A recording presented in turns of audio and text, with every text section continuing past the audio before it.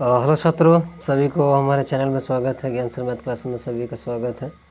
और तीसरा लेक्चर आज हम रिकॉर्ड कर रहे हैं। अभी हमने लाइव कर रहा था और नेटवर्क इशू था इसीलिए, और मैं एक क्लास रिकॉर्ड करके आप लोग के लिए अपलोड कर दे रहा हूँ, ठीक है। और ये आज गतिमान आवेश और चुंबकत्व का तीसरा पार्ट है।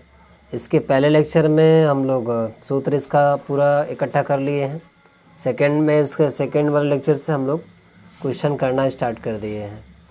और जिससे आज तीसरा लेक्चर है, जिसमें से आज 7वां प्रश्न है। जिसने पिछला लेक्चर नहीं देखा है वो जाके एक बार ज़रूर देख लें, और अपने दोस्तों को भी आप शेयर करें और सब्सक्राइब करवाएं कि जो छात्र अलग नहीं पढ़ सकता कोचिंग, वो आराम से फ्री पूरा अपना नोट्स बना सकता है। हमने मैथ भी 12 का पढ़ाना है आपको, 1-2 लेक्चर हमने अपलोड कर दिया है। फिजिक्स भी पूरा कवर करना है, और लाइव तो होगी ही, लेकिन जिस दिन नेटवर्क नहीं होगा उस दिन आपको मैं रिकॉर्डेड क्लासेस दे दूंगा। मॉर्निंग में रिकॉर्ड क्लास अवेलेबल हो जाएगी, ठीक है। तो आज हम लोग क्वेश्चन नंबर करते हैं 7, और इसके पहले 6 प्रश्न हम लोग 2 लेक्चर में कर लिए हैं, जिसमें से सूत्र भी हैं। तो पहला प्रश्न आपके सामने है आज का कि 2 बहुत बड़े व सीधे तारों के बीच की दूरी 10 सेंटीमीटर है। इसमें से एक तार में 5 एम्पियर तथा दूसरे तार में 15 एम्पियर की धारा बह रही है। चित्रानुसार बिंदु P पर चुंबकीय क्षेत्र का परिमाण एवं दिशा ज्ञात कीजिए। तो चलिए भैया हम ज्ञात करते हैं इसको। तो देखिएगा, एक पॉइंट है जहाँ पे एक हमारा बिंदु है जिसको हम P कह रहे हैं।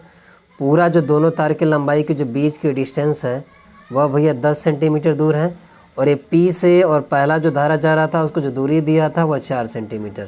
तो एक बात बताएं, जब यहाँ तक 4 सेंटीमीटर था और पूरा 10 सेंटीमीटर था तो ये कितना बचा होगा? तो ये बचा होगा दूरी 6 सेंटीमीटर ये बची होगी। क्लियर ना? और जब ये 6 सेंटीमीटर बची होगी तो अब दोनों तारों के बीच में हम चुंबकीय क्षेत्र का फार्मूला बारी बारी से यहाँ से लगा देंगे। तो सबसे पहले आपको एक फार्मूला हमने लिखवाया था पहले ही लेक्चर में, B बराबर 2 गुणे 10 की पावर -7 इंटू I/R से। ये अनंत लंबाई के लिए होता है जो यहाँ पे हमने इस्तेमाल करना है। तो पहले 15 एम्पियर वाले पे हम निकालना चाह रहे हैं, तो हम निकालेंगे I2 एम्पियर धारा के कारण, I2 एम्पियर धारा के कारण बिंदु P पर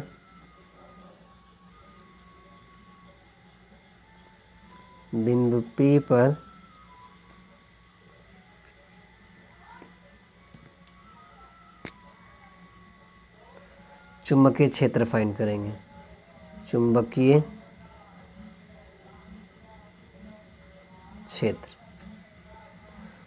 तो सबसे पहले I2 मतलब कि 15 एम्पियर वाले पे, क्योंकि I2 का वैल्यू कितना है यहाँ आप देख सकते हैं, I2 का मान कितना है 15 एम्पियर। तो सबसे पहले 15 एम्पियर वाले एरिया में हम लोग निकाल लेंगे उस पर चुंबकीय क्षेत्र कितना जनरेट हो रहा है।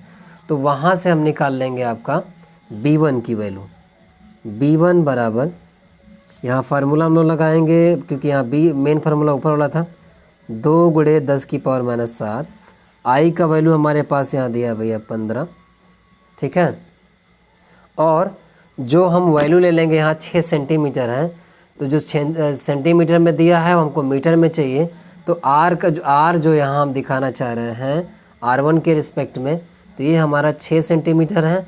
और जब सेंटीमीटर को मीटर में बदला जाता है तो उसको भैया 100 से भाग दे देंगे। 100 से भाग देने का मतलब हो जाएगा 6 गुणे 10 की पावर -2, ठीक है। यहाँ से अब हम लोग हल कर लेंगे। तो ज़रा यहाँ से देखिएगा, 2 एक कम 2, और ये हो जाएगा 2 तिहाई 6, और ये हो जाएगा भैया 3 पची 15। तो हमारे पास फाइनली पास बच जाएगा 5 गुणे, ये 10 की पावर -7 ऊपर है, और नीचे से 10 की पावर -2 को आप ऊपर लेके जाएंगे तो माइनस के बजाय वह प्लस का हो जाएगा। ऊपर पहले से ही 7 माइनस का है, और माइनस में से 7 और +2 करेंगे तो घट ही जाएगा, क्योंकि बड़ा वाला -7 है और प्लस का 2 है। तो वहाँ ओवरऑल आपके पास बच जाएगा -5। जो 15 एम्पियर के करंट पर हमने चुंबकीय क्षेत्र निकाल लिया वो है 5 × 10 की पावर -5 न्यूटन न्यूटन प्रति एम्पियर मीटर, न्यूटन प्रति एम्पियर मीटर। इसी तरीके से हम लोग क्या निकाल लेंगे, I1 पे निकाल लेंगे, जो कागज़ तल के लंबवत ऊपर की दिशा में कार्य कर रहा है। तो इसी प्रकार जब हम निकाल लेंगे, इसी प्रकार I1 अर्थात 5 एम्पियर पर 5 एम्पियर के कारण बिंदु P पर चुंबकीय क्षेत्र, चुंबकीय क्षेत्र। तो यहाँ से आप B2 निकाल लेंगे, B2 फाइंड कर लेंगे। तो B2 बराबर वही फार्मूला फिर से लगेगा, 2 × 10⁻⁷। I का वैल्यू यहाँ 5 ले लेंगे और R हमारे पास 4 सेंटीमीटर यहाँ से यहाँ तक दिया ही है, वह सेंटीमीटर में है, तो आप मीटर में बदल लेंगे तो उसको 10⁻² से गुणा करा देंगे भैया, वो मीटर में बदल जाएगा। यहाँ से इसको आप काट सकते हो, 2 × 1 = 2 और ये हो जाएगा 2 दूनी 4। तो आपके पास 5/2 हो जाएगा और 5/2 का मतलब उसका आधा हो जाएगा 2.5, तो 2.5, ये 10⁻⁷ और ऊपर से आप लेके जाएंगे, नीचे से 10⁻² ऊपर लेके जाएंगे तो वो भैया प्लस का हो जाएगा, ऊपर माइनस का 7 है उसमें से घटा देंगे तो फाइनली हमारे पास बच जाएगा 10⁻⁵। तो जो B2 की वैल्यू आ गई वह आ गई 2.5 × 10⁻⁵ न्यूटन प्रति एम्पियर मीटर, न्यूटन प्रति एम्पियर मीटर। ये दो वैल्यू हम लोगों ने निकाल लिया, B1 एंड B2। यहाँ इसके बाद हम अब क्या करेंगे, और देखिएगा जो पहला वाला हमने निकाला था वो कागज़ तल के लंबवत लग रहा था और ये जो लग रहा था नीचे ऊर्ध्वाधर, नीचे की तरफ ऊर्ध्वाधर लगेगा, क्योंकि जाहिर से बात है कम है तो नीचे की तरफ ही लगेगा। तो फाइनली हम आपसे ये इसमें निकालना चाह रहे हैं हम कि ओवरऑल परिणामी चुंबकीय क्षेत्र कितना होगा, यही हम लोगों से पूछना चाह रहा था। तो परिणामी चुंबकीय क्षेत्र जब हम निकालेंगे यहाँ से, परिणामी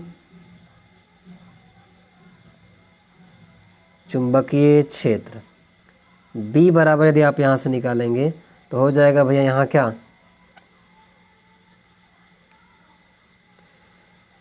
B बराबर यहाँ हो जाएगा B2 माइनस का B1, B2 माइनस, या तो B1 माइनस ही कर लें, B1 माइनस B2।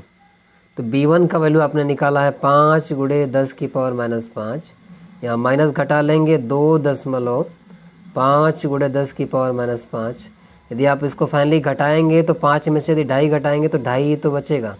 तो फाइनली आपके पास बच जाएगा 2.5 × 10⁻⁵ न्यूटन प्रति एम्पियर मीटर। ये परिणामी चुंबकीय क्षेत्र उन तारों पर जनरेट हो गया जो कागज़ तल के लंबवत दिशा में है, जो कि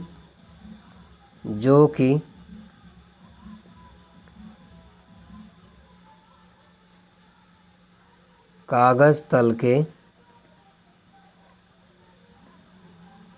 लंबवत दिशा में होगा। ये हो गया आपका फाइनली आंसर और यही आपसे निकलवाना चाह रहा था। चलिए अब आज का सवाल पे सेकंड नंबर क्वेश्चन पे पहुंचेंगे हम लोग। आज का पहला सवाल समाप्त होता है, दूसरा क्वेश्चन पे हम लोग पहुंचते हैं। देखिएगा दूसरा क्वेश्चन बहुत बढ़िया आपके सामने ये भी, और ये सभी प्रीवियस ईयर में क्वेश्चन आए हुए हैं, इसलिए आपको ध्यान से इस क्वेश्चन को कवर करना है। तो ओवरऑल तो प्रश्न नंबर 8 है, लेकिन आज के लिए प्रश्न नंबर 2 है। तो इसको भैया ज़रा आप आराम से देख के समझिएगा, क्योंकि आज लाइव क्लास नहीं हो पाई थी, इसलिए हमने इस क्लास को रिकॉर्डेड बना दिया है कि आपको मटेरियल लगातार मिल पाए, ठीक है ना। तो इसके लिए आप टेंशन ना लें, नहीं लाइव हो पाएगी उस दिन मैं क्लास रिकॉर्ड कर लूँगा और आपको क्लास तो पक्का दे दूँगा चाहे जो हो जाए। तो आप इसको हल करेंगे, हम लोग इसका सॉल्यूशन निकालेंगे। तो इसमें देखिए क्या I1 बराबर क्या दिया है, यहाँ देखिएगा। पहले क्वेश्चन हम पढ़ लेते। कह रहा है प्रदत्त चित्र में 2 लंबे समांतर धारावाही चालकों में 1 एम्पियर तथा 3 एम्पियर की धाराएं एक दूसरे के विपरीत दिशाओं में प्रवाहित हो रही हैं। देखिएगा यहाँ ये ऊपर जा रहा है 1 एम्पियर और 3 एम्पियर नीचे आ रहा है, तो एक दूसरे के विपरीत है। अगला लाइन क्या कह रहा है, तारों के बीच 2 सेंटीमीटर की दूरी है। चलो भाई ठीक है, इन दोनों तारों के बीच में जो दूरी है वो 2 सेंटीमीटर है। तारों के बीच ठीक मध्य बिंदु पर 10⁶ मीटर प्रति सेकंड की चाल से गतिमान प्रोटॉन पर कार्य करने वाला बल का मान ज्ञात कीजिए। बीच में एक प्रोटॉन है जिसकी गति भैया 10⁶ मीटर प्रति सेकंड गिवन है। तो फाइनली हमसे पूछना चाह रहा है कि गतिमान प्रोटॉन पर कार्य करने वाला बल ज्ञात कीजिए। मतलब कुल मिला के आपसे पूछना चाह रहा है F बराबर QVB sin थीटा, ठीक है ना। और लंबवत जा रहा है इसलिए थीटा बराबर 90 डिग्री ले लेंगे तो वहाँ कोई दिक्कत नहीं होगी। तो सबसे पहले आप तो V हमारे पास दिया है, आवेश भी हमारे पास दिया है, और सबसे पहले हम B निकाल लेते हैं, मतलब कि चुंबकीय क्षेत्र निकाल लेते हैं, और वेग हमारे पास गिवन है। तो यहाँ देखिएगा I1 हमारे पास दिया है भैया 1 एम्पियर, और I2 भी हमारे पास दिया है जो कि 3 एम्पियर हमारे पास गिवन है एज ए क्वेश्चन में, ठीक है। और यहाँ पे एक पॉइंट और याद रखिएगा, अगर मध्य बिंदु के रिस्पेक्ट में हम बात करेंगे तो एक बात तो कंफर्म है कि जो प्रोटॉन है ना ये बीचों बीच में रखा है। तो यदि हम मान लेंगे 1 सेंटीमीटर इधर हो गया और 1 सेंटीमीटर इधर से दूरी हो गया, क्लियर है ना। तो एक चीज़ और, जब यहाँ R की वैल्यू हम मानना चाहेंगे तो ये मध्य बिंदु के रिस्पेक्ट में यदि आप मानोगे तो जब दोनों की वैल्यू बराबर है तो मध्य बिंदु के रिस्पेक्ट में यदि मानेंगे तो R बराबर यहाँ हम मान सकते हैं R1 बराबर R2, क्योंकि दोनों की वैल्यू बराबर है इसलिए R बराबर हमने R1 बराबर R2 मान सकते हैं। और ये तीनों के बराबर हमारे पास 1 सेंटीमीटर है, क्योंकि देखिए ना ये R1 भी 1 सेंटीमीटर, R2 भी 1 सेंटीमीटर, ओवरऑल भी अगर R की हम बात करें इनमें से तो वो भी 1 सेंटीमीटर ही है, इसलिए 1 सेंटीमीटर हमने ले लिया। यह वैल्यू हमको मीटर में चाहिए, इसीलिए इसमें 100 से भाग लगा देंगे। 100 से भाग लगाने का मतलब कि 10⁻² से गुणा करा देंगे और यह बदल जाएगा आपका मीटर में, क्योंकि मैक्सिमम वैल्यू इस वाले चैप्टर में मीटर में ही इस्तेमाल होगी। इसीलिए जो सेंटीमीटर में होगा मैं उसको मीटर में बदलने का प्रयास करूँगा, ठीक है ना। अब यहाँ से जाहिर से बात है कि दोनों पे चुंबकीय क्षेत्र भी जनरेट होगा। तो क्या हम यहाँ मध्य बिंदु के रिस्पेक्ट में यदि निकालना चाहेंगे तो यहाँ देखेंगे हम मध्य बिंदु के रिस्पेक्ट में यदि निकालना चाहेंगे हम तो क्या हो जाएगा, B बराबर यहाँ से हम लोग निकाल सकते हैं B बराबर,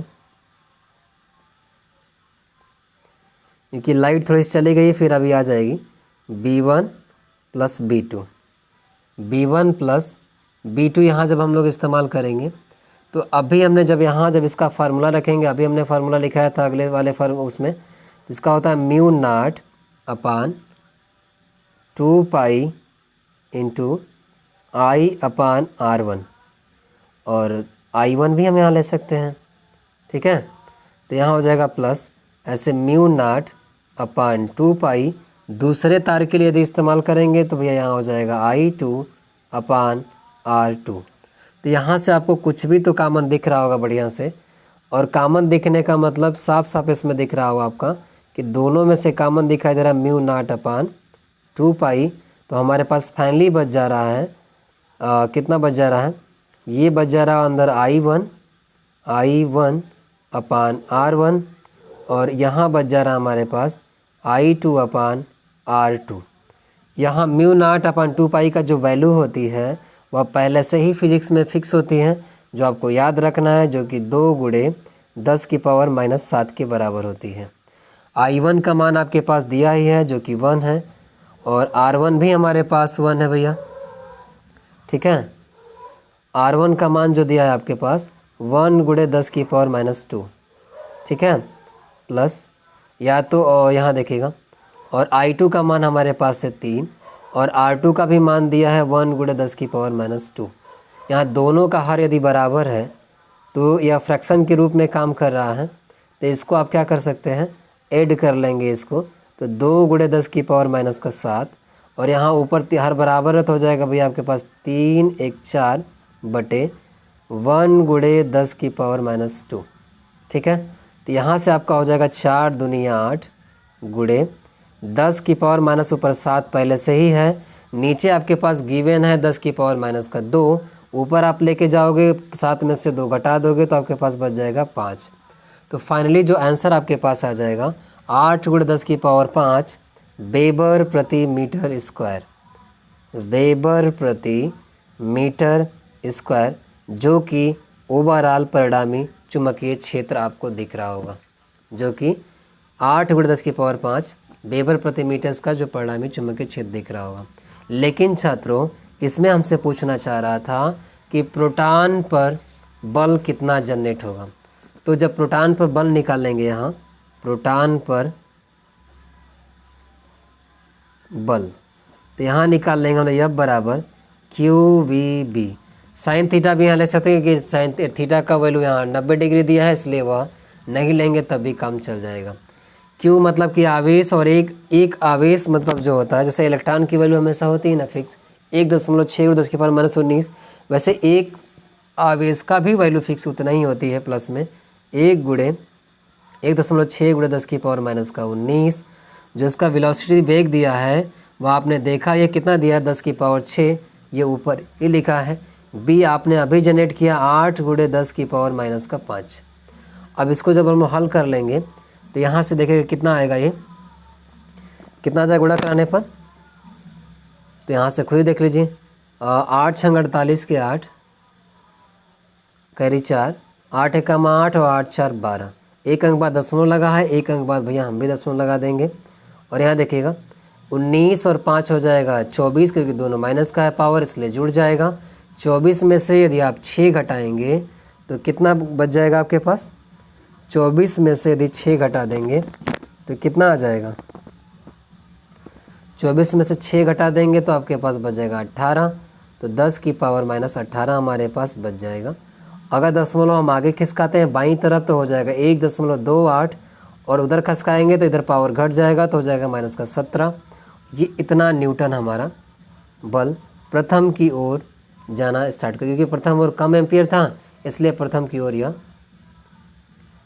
आ जाएगा ये, ठीक है ना। तो यही हमसे पूछना चाह रहा था कि उस पर बल कितना जनरेट होगा। तो भैया 1.28 और 10⁻⁻17 न्यूटन बल जनरेट होगा। उम्मीद है कि ये वाला क्वेश्चन आपको पक्का ही समझ में आ गया होगा। अब हम पहुंचते हैं अगले क्वेश्चन पे, जो कि अगला प्रश्न हम लोग के पास है टोटल इस चैप्टर का क्वेश्चन नंबर 9, और आज का ये 3rd नंबर क्वेश्चन होगा आपके लिए। तो इस क्वेश्चन को आप ध्यान से देखिएगा। तो क्या दिया इसमें, इसका अगर सॉल्यूशन करते हैं हम लोग, देखिएगा जो जो दिया आप रख लीजिए। तो क्या दिया आपके पास, सब कुछ तो दिया है। जो दूरी है मतलब r है वह 2 सेंटीमीटर दिया है। r का मान आपके पास दिया है 2 सेंटीमीटर। सेंटीमीटर में वैल्यू हम लोग को चाहिए नहीं चाहिए भैया मीटर में, तो आप इसको मीटर में बदल लीजिए, हो जाएगा 2⁻² मीटर। और पहले से ही टेस्ला बराबर हम लोग को दिया है कितना, b का मान उसने पहले से ही दे दिया है कितना 10⁻⁻6 टेस्ला। तो b का मान हमको दे दिया 10⁻⁻6 टेस्ला। तो आपसे पूछना चाह रहा है I का मान, धारा का मान पूछना चाह रहा है, ठीक है। जब धारा का मान पूछना चाह रहा है तो आराम से निकाल लेंगे, क्योंकि b बराबर हमारे पास फार्मूला होता है 2×10⁻⁷ गुणे I/R। ये आपके पास होता है भैया फार्मूला। इसी में हम लोग रखेंगे पूरी वैल्यू और आराम से निकाल लेंगे।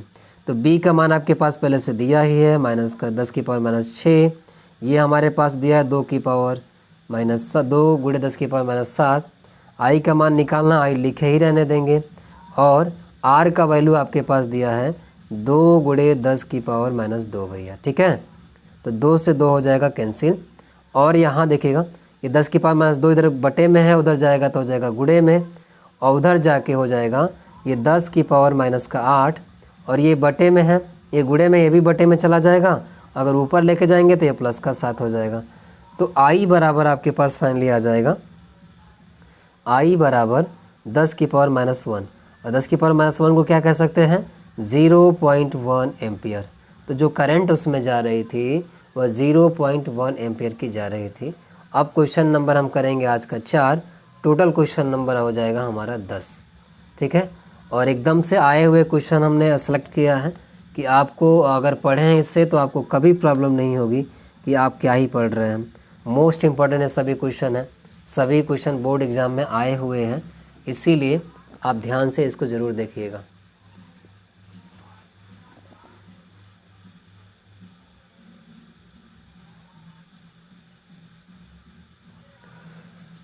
तो आगे यदि हम पहुँचे इस क्वेश्चन के लिए, तो ये क्वेश्चन भी बहुत ज़बरदस्त है। तो इस क्वेश्चन को ज़रा आप देखें।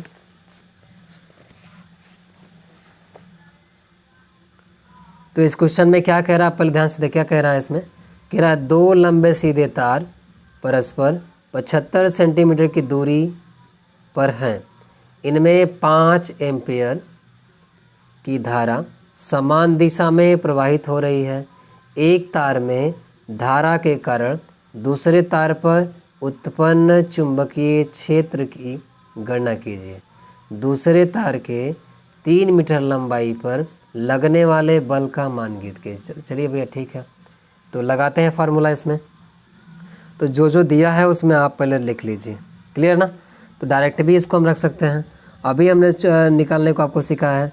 तो चुंबकीय क्षेत्र बराबर जो सूत्र होता है बी बराबर वह होता है mu naught upon 2 pi into I upon R, जो कि म्यू नॉट अपान 2 पाई की वैल्यू होती है 2 गुणे 10 की पावर -7। क्लियर। जब इतनी इसकी वैल्यू होती है तो आई का मान आपके पास दिया ही है 5 एम्पियर, तो हम लिख लेंगे भैया 5 एम्पियर। और हम लोग के पास ये भी दिया है कि जो दूरी है आर बराबर 75 सेंटीमीटर है। जब 75 सेंटीमीटर दूरी है तो आप क्या लिख सकते हैं इसको आप लिख सकते हो 75 गुणे 10 की पावर -2, क्योंकि मीटर में हमको बदलना है। क्लियर ना। जब आप इसको अब हल करोगे तो क्या हो जाएगा, तो हल करते हैं इसको, देखिएगा ध्यान से।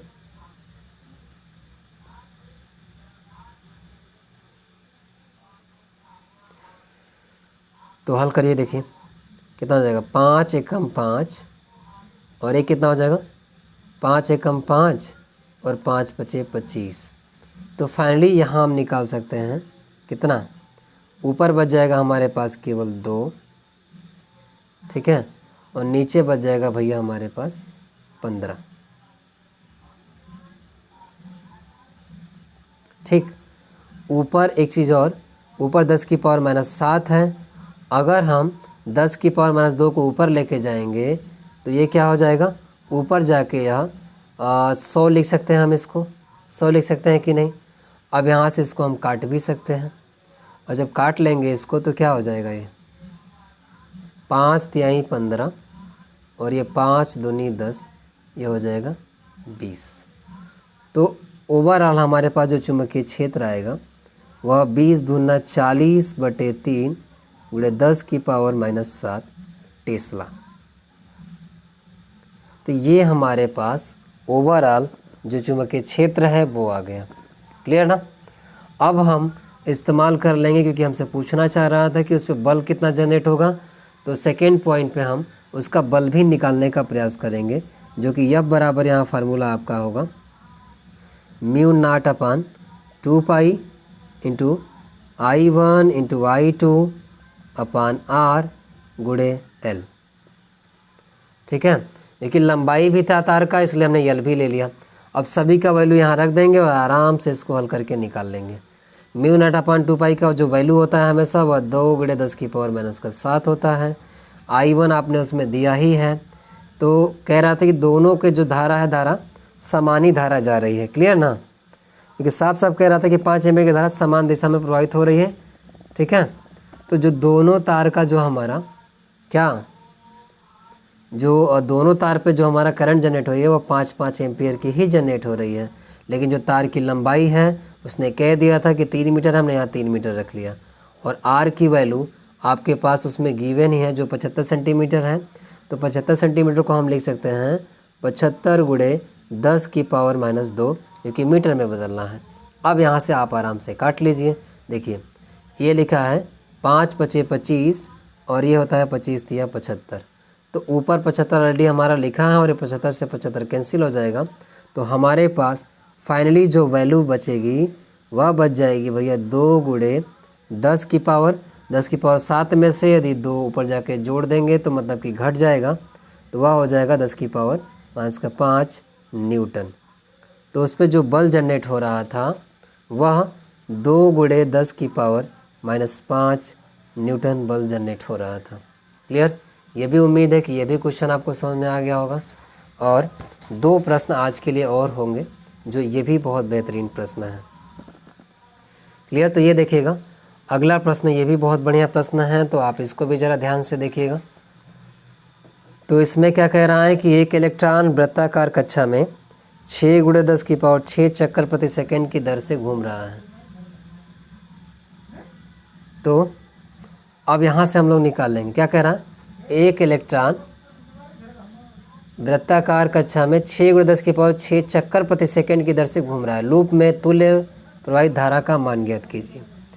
तो यहाँ से हम लोग लगा लेंगे भाई, लूप में जब धारा का मान निकालेंगे तो हमने आपको एक सूत्र सिखाया था कि क्या होता है, IT बराबर यानी के बराबर होता है, ये ध्यान दीजिए। जब और प्रति सेकंड की बात कर रहा था तो 1 सेकंड वहाँ तो था ही, तो यहाँ से I का मान निकाल लेंगे। तो I बराबर हमारे पास हो जाएगा यानी/T। जो नंबर आप चक्कर है वो आप देख ही रहे हैं, कितना है का मान 6 × 10⁶, और इलेक्ट्रॉन की वैल्यू 1.6 × 10⁻⁻19 होता है प्रति सेकंड उसने बोला। तो टाइमिंग हमारे पास 1 सेकंड है। अब यहाँ से आप मल्टीपल करा लेंगे तो 16 छंग होता है 96, एक अंक बाद दशमलव लगाया है तो एक बार दशमलव लगा लेंगे। यहाँ 10⁻⁻19 है तो यहाँ घटा के हमारे पास हो जाएगा 13, और ये I का मान निकाले इसलिए यहाँ लिख लेंगे एम्पियर। तो जो करंट की वैल्यू आ रही थी वह 9.6 × 10⁻⁻13 एम्पियर आ रही थी।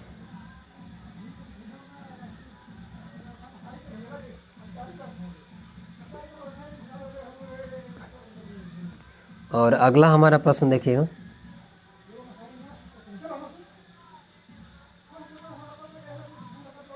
अगला हमारे पास जो प्रश्न है 0.5 एंगस्ट्रॉम त्रिज्या के वृत्त के इलेक्ट्रॉन 3 × 10⁵ चक्कर प्रति सेकंड की दर से घूमता है। वृत्त के केंद्र पर उत्पन्न चुंबकीय क्षेत्र की तीव्रता B का मान ज्ञात कीजिए। B का मान ज्ञात कीजिए। तो यहाँ देखिएगा, यहाँ पे हम लोग फार्मूला लगा लेंगे, क्या, B बराबर μ0/I/2a, ठीक है। और यहाँ से यदि आप जनरेट करोगे तो यहाँ ये थोड़ा सा जनरेट करके मैं निकाल रहा हूँ, μ0 × E × N/2a। अब यहाँ सभी वैल्यू आप रख सकते हैं।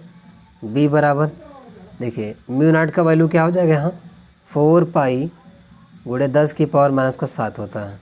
क्लियर। E का मान सबको मालूम है कि 1.6 × 10⁻⁻19 होता है, और नंबर ऑफ इलेक्ट्रॉनों की जो संख्या दी वो कह ही रहा है कि जो चक्रों की संख्या है वो 3 × 10⁻5 है, कोई दिक्कत नहीं बटे। जो रेडियस हमारे पास था 2 तो हमारे पास है ही, जो रेडियस कह रहा था वो 0.5 एंगस्ट्रॉम कह रहा था। तो ज़रा ये बताइए, एंगस्ट्रॉम को यदि मीटर में बदलेंगे ना तो 10⁻10 से यदि उसको गुणा करा देंगे तो भैया वो बदल जाएगा मीटर में। इसीलिए हमारे पास ए जो त्रिज्या रेडियस हमने लिया है वो 0.5 एंगस्ट्रॉम था, 10⁻10 से गुणा करा देंगे तो पूरा मीटर में बदल जाएगा। क्लियर। अब इसको हम लोग हल कर लेंगे थोड़ा सा मैथमेटिकल रूल के अनुसार। तो यहाँ ध्यान से देखिएगा क्या क्या कट रहा है भैया आपके पास, ठीक है। तो यहाँ से देखिएगा, ये दशमलव से हमने ये वाला दशमलव हटा दिया, ठीक। तो आपके पास बच जाता है 2 × 1 = 2, और ये हो जाएगा 2 दूनी 4, ठीक। और क्या हो जा रहा है, और कुछ कट रहा है आपके सामने,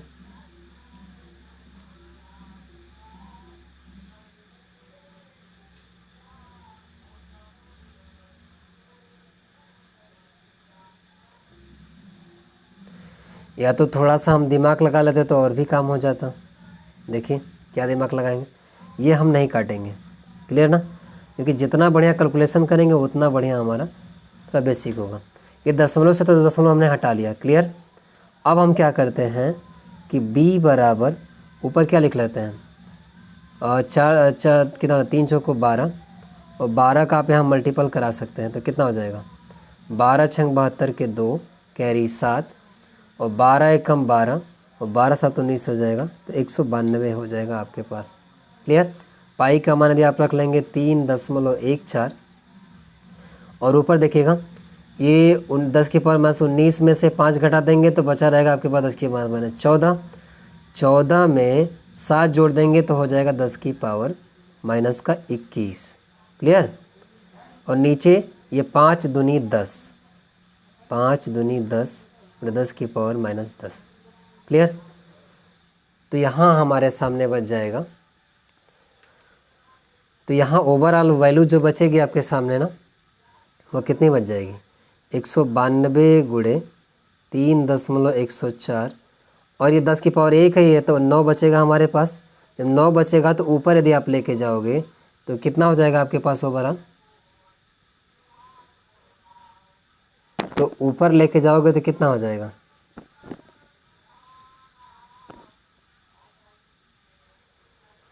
ऊपर लेके जाओगे तो यदि 21 में से आप 9 घटाओगे तो मुझे लगता है कितना बचेगा, 21 में से 9 घटाओगे तो आपके पास बच जाएगा भैया 12, 10 की पावर 12।